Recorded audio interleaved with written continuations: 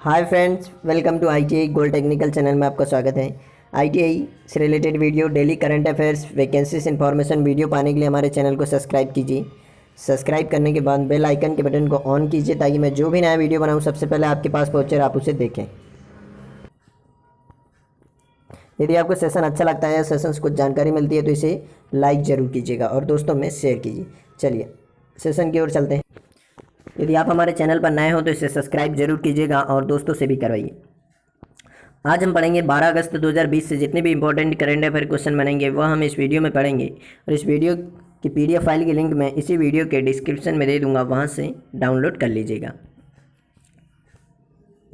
चलिए, और Delhi police constable की जो भर्ती आई है, यदि आपने वो फॉर्म नहीं भरा है या उस फॉर्म से कोई रिलेटेड जानकारी चाहिए तो उसके ऊपर मैंने एक वीडियो बनाया, उसकी भी लिंक इसी वीडियो के डिस्क्रिप्शन में दे दूँगा, वहाँ से देख लीजिएगा।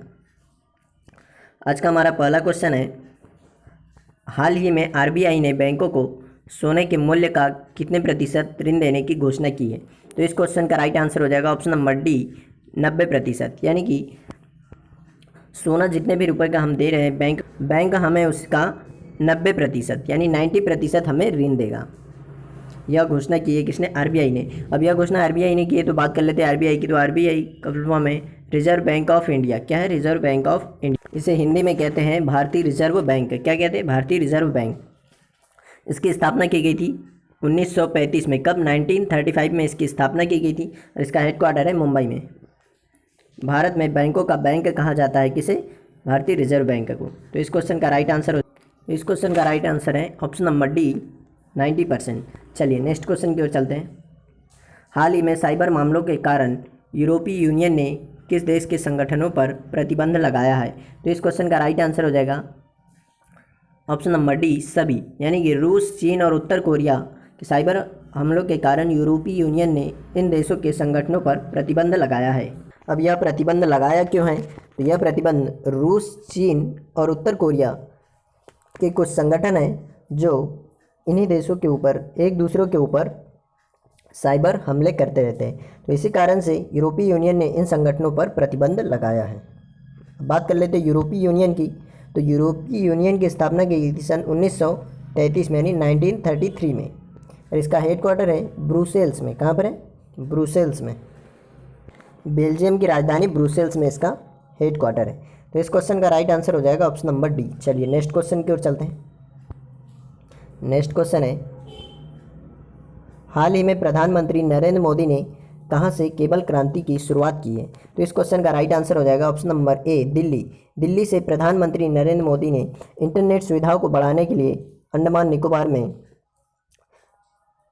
इस केबल क्रांति की शुरुआत की है। कहां से? दिल्ली से। वीडियो कॉन्फ्रेंसिंग के जरिए केबल क्रांति की शुरुआत की है, जिससे कि इंटरनेट अधिक से अधिक लोगों तक पहुंचाया जा सके।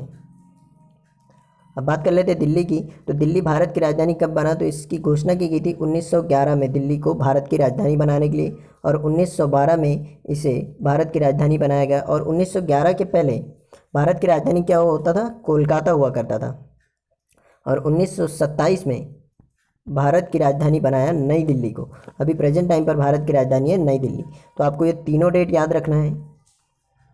चलिए, और दिल्ली एक केंद्र शासित प्रदेश है और दिल्ली की राजधानी भी है नई दिल्ली। और यहाँ पर चीफ मिनिस्टर है अरविंद केजरीवाल और उपराज्यपाल है अनिल बैजल।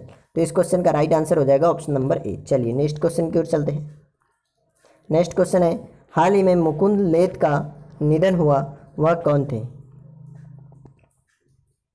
यही है मुकुंद लेथ। इनका नाम मुकुंद लेथ भी है और लथ भी कहते हैं। तो यह एक क्या है? इस क्वेश्चन का राइट आंसर है ऑप्शन नंबर सी, इसका राइट आंसर है। यह एक इतिहासकार थे जिनका अभी निधन हो गया है और इन्हें पद्मश्री अवार्ड भी, हमारे पूर्व राष्ट्रपति प्रणब मुखर्जी ने इन्हें पद्मश्री अवार्ड दिया है, इसीलिए इन्हें याद रखना जरूरी है। यह एक इतिहासकार थे जिनका भी हाल ही में निधन हो गया है। चलिए नेक्स्ट क्वेश्चन की ओर। तो इस क्वेश्चन का राइट आंसर हो जाएगा ऑप्शन नंबर सी। चलिए नेक्स्ट क्वेश्चन की ओर चलते हैं। यदि आप हमारे चैनल पर नए हो तो इसे सब्सक्राइब जरूर कीजिएगा और दोस्तों से भी करवाइए। हाल ही में विश्व जैव ईंधन दिवस कब मनाया गया है? तो इस क्वेश्चन का राइट आंसर हो जाएगा ऑप्शन नंबर ए, 10 अगस्त को। अब यह जैव ईंधन दिवस मनाया गया। तो यह जैव ईंधन क्या होता है? तो जो पेड़ पौधे और जीव जंतु जो होते हैं इनमें निहित ऊर्जा जैव ऊर्जा कहलाती है, और उस ऊर्जा का उपयोग हम विद्युत और ऊष्मा के रूप में जो उपयोग करते हैं उसे जैव ईंधन कहा जाता है। अब जैसे बरसों पहले जो पेड़ पौधे गिर गए हैं, कोई जीव जंतु दब गया है, तो उससे जो ऊर्जा उत्पन्न होती है उसे हम जैव ऊर्जा कहते हैं। अब यह विश्व जैव ईंधन दिवस मनाया गया। तो इसे मनाता कौन है? तो इसे मनाता है प्राकृतिक गैस एवं पेट्रोलियम मंत्रालय, इसे मनाता है। अभी हमारे पेट्रोलियम मंत्री, प्राकृतिक गैस मंत्री है धर्मेंद्र प्रधान जी, और इसके लिए अभी थीम है इस वर्ष की जैव ईंधन की ओर आत्मनिर्भर भारत, यह इसकी थीम थी। तो यह दिवस मनाया गया है 10 अगस्त को। तो इसका राइट आंसर ऑप्शन नंबर 1। चलिए नेक्स्ट क्वेश्चन की ओर चलते हैं। नेक्स्ट क्वेश्चन है, अगस्त 2020 में किस बैंक ने एमएसएमई सक्षम पोर्टल लॉन्च किया? तो इस क्वेश्चन का राइट आंसर हो जाएगा ऑप्शन नंबर ए, सिडबी ने एमएसएमई सक्षम पोर्टल लॉन्च किया है। एमएसएमई का फुल फॉर्म है माइक्रो स्मॉल एंड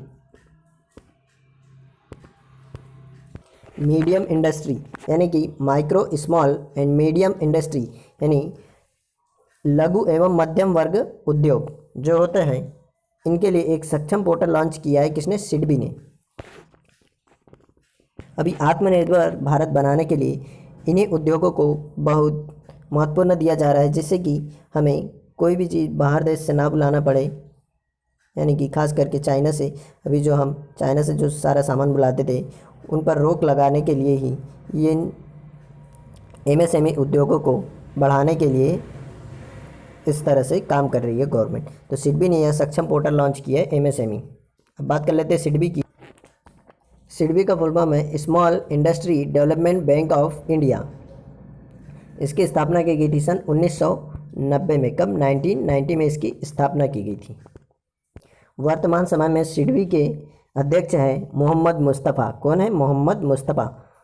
और इसका हेडक्वार्टर है उत्तर प्रदेश के लखनऊ में। कहाँ पर है? उत्तर प्रदेश के लखनऊ में। तो इस क्वेश्चन का राइट आंसर है ऑप्शन नंबर ए। चलिए नेक्स्ट क्वेश्चन की ओर चलते हैं। हाल ही में बीसीसीआई ने किस कंपनी का स्पॉन्सरशिप समझौता स्थगित कर दिया है? तो इस क्वेश्चन का राइट आंसर हो जाएगा option number B, Vivo company का जो 440 करोड़ का जो समझौता था यह स्थगित कर दिया है, और जल्द ही बीसीसीआई किसी दूसरी कंपनी को अभी स्पॉन्सरशिप का समझौता करेगी। तो अभी वीवो से यह समझौता स्थगित कर दिया है। वीवो एक चाइनीज़ कंपनी है। इसका फुल फॉर्म है वीडियो इन वीडियो आउट। कहाँ की कंपनी है? चाइना की। अब बात कर लेते हैं बीसीसीआई की। बीसीसीआई का फुल फॉर्म है board of control for cricket in India. BCCI IPL match कराती है बीसीसीआई, और बीसीसीआई अभी इस वर्ष जो आईपीएल कराएगी उसमें वीवो नहीं रहेगी कंपनी। और इस वर्ष का आईपीएल होगा कहाँ पर? यूएई में। और यूएई के 3 शहरों में होगा। कहाँ का? आबू धाबी, शारजाह और दुबई। बीसीसीआई की स्थापना की गई थी सन 1928 में। 1928 में इसकी स्थापना की गई थी। इसका हेडक्वार्टर है मुंबई में, और इसके प्रेजेंट टाइम पर अध्यक्ष है सौरभ गांगुली जी। कौन है? सौरभ गांगुली जी। तो इस क्वेश्चन का राइट आंसर हो जाएगा ऑप्शन नंबर बी, इसका राइट आंसर है।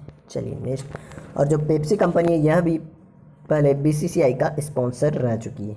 नेक्स्ट क्वेश्चन है, हाल ही में अफगानिस्तान में भारत का नया राजदूत किसे नियुक्त किया है? तो इस क्वेश्चन का राइट आंसर हो जाएगा option number B, Rudrendra Tandon. Rudrendra Tandon को अफगानिस्तान में भारत का नया राजदूत नियुक्त किया है। यही है रुद्रेंद्र टंडन जी, और जिनको अभी अफगानिस्तान में भारत का नया राजदूत नियुक्त किया है। अब इन्हें अफगानिस्तान में नया राजदूत नियुक्त किया है। तो अफगानिस्तान की राजधानी है काबुल, और अफगानिस्तान में मुद्रा चलती है अफगानी। यहाँ की मुद्रा है क्या है? अफगानी। अफगानिस्तान के प्रेजेंट टाइम पर प्रेसिडेंट है अशरफ गनी। कौन है? अशरफ गनी। तो इस क्वेश्चन का राइट आंसर है ऑप्शन नंबर बी, इसका राइट आंसर है। चलिए नेक्स्ट क्वेश्चन की ओर चलते हैं। नेक्स्ट क्वेश्चन है यदि आप हमारा नेक्स्ट क्वेश्चन है, हाल ही में किस देश की सेना को भारतीय सेना ने 10 वेंटिलेटर दिए हैं? तो इस क्वेश्चन का राइट आंसर हो जाएगा option number A, Nepal. Nepal की सेना को भारतीय सेना ने 10 वेंटिलेटर दिए हैं। यह कोरोना वायरस महामारी से निपटने के लिए भारतीय सेना ने नेपाल की सेना को 10 वेंटिलेटर दिए हैं। वेंटिलेटर सांस लेने में जब तकलीफ होती है तब इसका उपयोग किया जाता है ताकि आसानी से ऑक्सीजन दी जा सके मरीज को। और कोरोना वायरस महामारी में गले में कफ जमता है और फेफड़े में तकलीफ होती है, सांस लेने में तकलीफ होती है, इसीलिए वेंटिलेटर का उपयोग किया जाता है। अब बात कर लेते हैं नेपाल की। तो नेपाल की राजधानी है काठमांडू और यहाँ पर मुद्रा चलती है नेपाली रुपया और यहाँ पर प्रेसिडेंट है विद्या देवी भंडारी। कौन है? विद्या देवी भंडारी। और यहाँ पर प्राइम मिनिस्टर है KP शर्मा ओली यानी खड़ग प्रसाद शर्मा ओली। और दुनिया की सबसे ऊंची चोटी यानी कि सबसे ऊंचा पर्वत है हिमालय पर्वत, जो कहाँ पर है? नेपाल में ही है। इसकी ऊंचाई है 8,848 मीटर। तो इस क्वेश्चन का राइट आंसर है ऑप्शन नंबर ए, भारतीय सेना ने नेपाल की सेना को 10 वेंटिलेटर दिए। नेक्स्ट क्वेश्चन है, हाल ही में भारतीय रेलवे ने कब से स्वच्छता सप्ताह मनाने की घोषणा की है? तो इस क्वेश्चन का राइट आंसर है ऑप्शन नंबर ए, 10 अगस्त। 10 अगस्त से भारतीय रेलवे ने स्वच्छता सप्ताह प्रारंभ करने की घोषणा की है। अब इसमें क्या होगा, तो जो भी रेलवे का जो भी क्षेत्र आता है भारतीय रेलवे का, जैसे कि पटरी, रेलवे कॉलोनी, रेलवे ऑफिस, जो भी है सभी की साफ़ सफाई की जाएगी 1 सप्ताह तक। तो 1 सप्ताह तक यहाँ स्वच्छता सप्ताह चलाने की घोषणा की है भारतीय रेलवे ने। तो बात कर लेते हैं भारतीय रेलवे की। भारतीय रेलवे की स्थापना की गई थी सन 1853 में। कब? 1853 में इसकी स्थापना की गई थी।